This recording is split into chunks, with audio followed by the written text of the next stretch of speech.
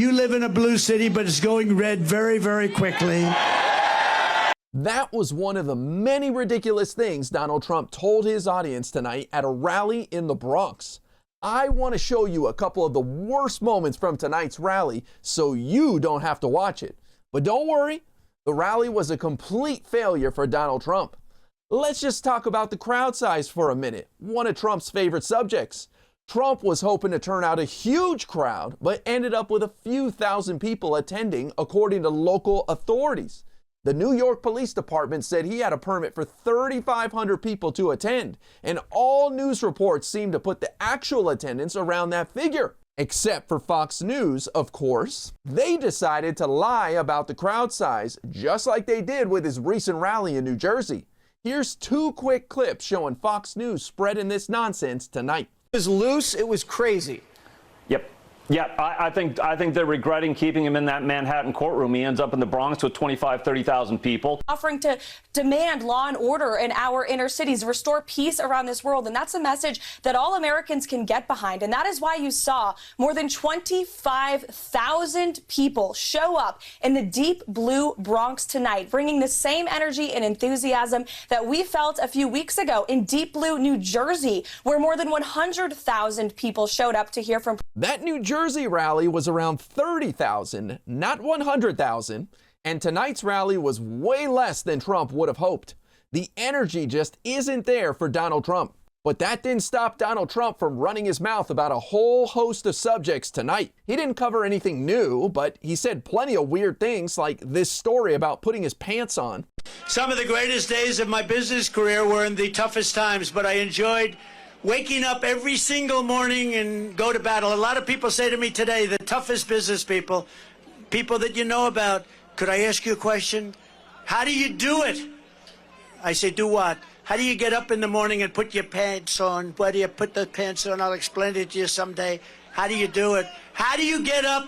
Is this guy okay? I'm not sure he even knows what he's talking about. I think he's trying to say how hard his life is, but what a tone-deaf thing to say to a working-class crowd like his Bronx audience. But let's not kid ourselves. Most of the people at the rally probably live nowhere near the Bronx. Trump decided to invite some real gems on stage with him tonight. First up was Ruben Diaz Sr., a controversial former state lawmaker and New York City council member who has made homophobic remarks in the past. Today I'm here for various reasons, but I want to tell you first that as a Puerto Rican, as a Hispanic, I want to apologize to you for the conduct of Judge Juan Merchan.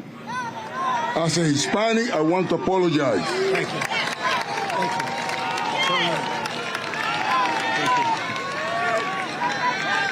you. He's being used. He has been used to destroy you. I don't even know how to respond to that. Judge Merchan has gone out of his way to be fair to Donald Trump during his criminal trial. It's outrageous to even bring someone's ethnicity into this. Next up were some local rappers who were indicted last year as part of a 32-defendant, 140-count indictment for gang activity that included murder. Isn't the Republican Party supposed to stand for law and order? Here as well as rapper Chef G. Does everybody know Chef? Where is Chef G? Where is he? Come on up, fellas. Rapper Sleepy Hollow. Come on up here, fellas. How are you, man? Hey. Oh, I like that. I want to get that done. President Trump. Oh, man. One thing I want to say. One thing I want to say, they always gonna whisper your accomplishments and shout your failures. Trump gonna shout the wins for all of us.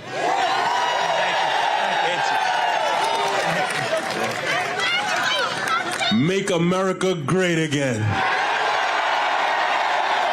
In the end, it seems like Donald Trump wasted his time coming to the Bronx tonight. I don't know who on his campaign staff thought it was a good idea to hold a rally in one of the bluest congressional districts in the country in a state that Biden won by almost 25% in 2020. But that person should be fired immediately. What a clown show.